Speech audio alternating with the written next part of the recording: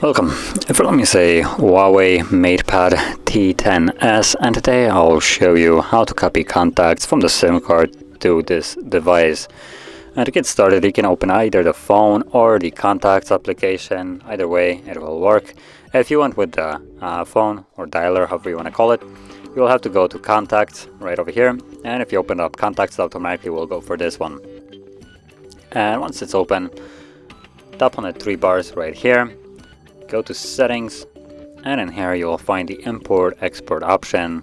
Once you tap on it, you will have the ability to import from SIM card right over here, and it will open up all the contacts that are on that SIM card. So all you need to do here is tap on the check mark to select them all, or you can choose which contacts you want to check manually.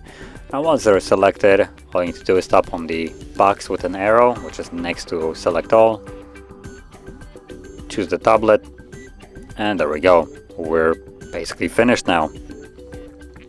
And as you can see, they should now repeat because it still shows us the contacts that are on the SIM card with the icon of a SIM card next to it, and then the ones that are actually on the device. But yeah, that is basically how you import contacts. And if you found this video helpful, don't forget to hit like, subscribe, and thanks for watching.